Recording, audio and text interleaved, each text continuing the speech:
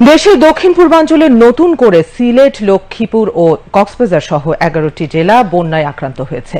পানিবন্দী হয়ে পড়েছেন 8,87,629টি পরিবার। এর মধ্যে 2 নারী সহ 13 জনের মৃত্যু হয়েছে।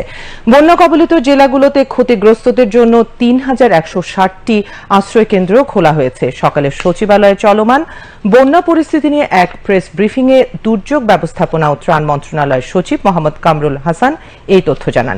এ সময় দুর্যোগ ব্যবস্থাপনা ও ত্রাণ মন্ত্রণালয়ের ঊর্ধ্বতন কর্মকর্তাগণ উপস্থিত ছিলেন। বিস্তারিত রিপোর্টে। টানা বৃষ্টিপাত ও পাহাড়ি ঢলের পাশাপাশি ভারত থেকে আসা পাহাড়ি ঢলের পানি দেশের দক্ষিণ পূর্বাঞ্চলের জেলাগুলোতে নতুন করে প্লাবিত হচ্ছে। আক্রান্ত হয়েছে সিলেট, লক্ষ্মীপুর ও কক্সবাজার সহ 11টি জেলার বিস্তীর্ণ এলাকা। ভারী বৃষ্টিপাত ও প্রবল স্রোতের কারণে বন্যার পানিতে জেলাগুলোতে পানিবন্দী হয়ে পড়েছে 8,87,629টি পরিবার এবং ক্ষতিগ্রস্ত লোক সংখ্যা 44,97,535 জন। শুক্রবার সকালে সচিবালয়ে চলমান বন্যা পরিস্থিতি নিয়ে এক প্রেস ব্রিফিংয়ে দুর্যোগ ব্যবস্থাপনা ও ত্রাণ মন্ত্রণালয়ের সচিব মোহাম্মদ কামরুল হাসান জানান, বন্যা কবলিত জেলাগুলোতে ক্ষতিগ্রস্তদের জন্য ইতোমধ্যেই 3,160টি আশ্রয়কেন্দ্র খোলা হয়েছে। এই মুহূর্তে সর্বমোট 11টি জেলায় বন্যা প্লাবিত আছে। এই জেলাগুলোতে আমরা যে ত্রাণ সামগ্রী বরাদ্দ দিয়েছি গতকাল পর্যন্ত, সেটা হচ্ছে যে সর্বমোট আমরা দিয়েছি 3,52,00,000 টাকা।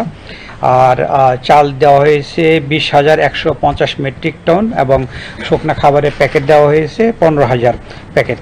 বন্যাক্রান্ত জেলাগুলোতে স্থানীয় প্রশাসনের পাশাপাশি বৈষম্য বিরোধী ছাত্র আন্দোলনের সমন্বয়ক ও অন্যান্য স্বেচ্ছাসেবকদের সাথে সমন্বয় করে কাজ করার প্রয়োজনীয় নির্দেশনা প্রদান করা হয়েছে। স্থানীয় প্রশাসনের সাথে সেনাবাহিনী, নৌবাহিনী, বিমান বাহিনীও হেলিকপ্টার নিয়ে তারা কাজ করছে। এছাড়া কোস্টগার্ড রয়েছে, বিজিবি রয়েছে, পুলিশ রয়েছে, স্থানীয় স্কাউটস রয়েছে। তাছাড়া এখানে আপনারা জানেন যে বৈষম্য বিরোধী ছাত্র আন্দোলন যারা ছিলেন লোকালি, তারাও এখানে সাহায্য করছেন।